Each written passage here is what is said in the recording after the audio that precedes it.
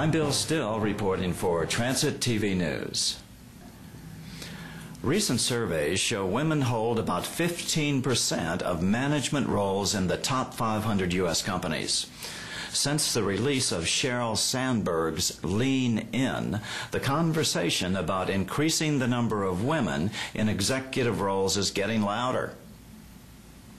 Less than a decade ago, Kate Endress was a college basketball player on her way to the WNBA. Now she's the chief executive officer of an internet-based eyewear company. Endress is one of several women executives looking to leave their stamp on the business world. She says there was a critical lesson she had to learn when launching Ditto last year. You can't have it all. There are trade-offs to every single thing you do. If you're not at home, you're working. If you're not working, you're at home. And I think changing this concept of trying to have it all and instead talking about these are trade-offs that I'm making that make sense for me and my family and my situation. Her call for that conversation comes on the heels of Sheryl Sandberg's book, Lean In. Sandberg, the chief operating officer of Facebook, says she is hoping to create a national movement to help women advance in the workforce.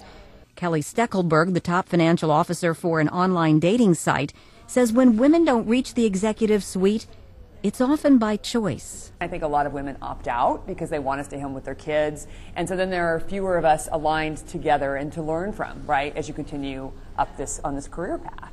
At this all-girls school in Palo Alto, students focus on math and science, subjects that girls often avoid.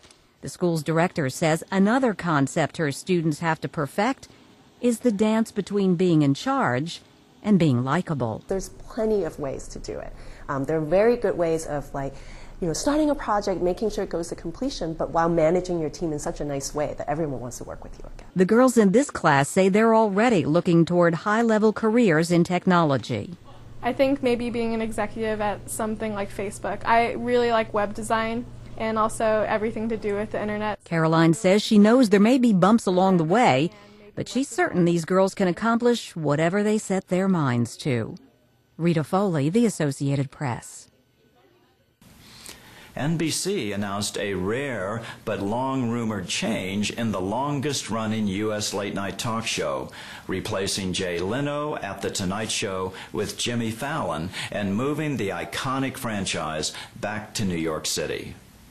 He's had a remarkable career, and he still does. I think he's a class act all the way, I love me some Jay Leno. I wish I could do an impression properly. I wish I had a bigger chin. I don't have any of that.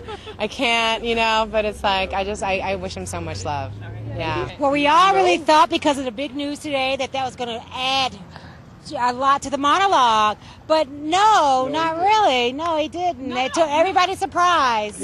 I thought he handled it with grace and character. He was excellent with it. He touched upon it but didn't dwell on it. I think it's a given that everyone loves Jimmy Fallon, and he gave a shout out to Jimmy Fallon, but there's Jay Leno is an icon. He's one of a kind.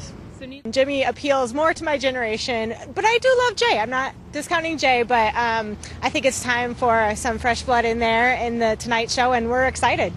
I think the whole thing is very bizarre. He's still #1. He's still winning all the demos. I think it's obvious Jimmy Fallon is the next host of The Tonight Show. I just think it's a bit premature, especially given the way Jay's still performing in ratings. Bizarre.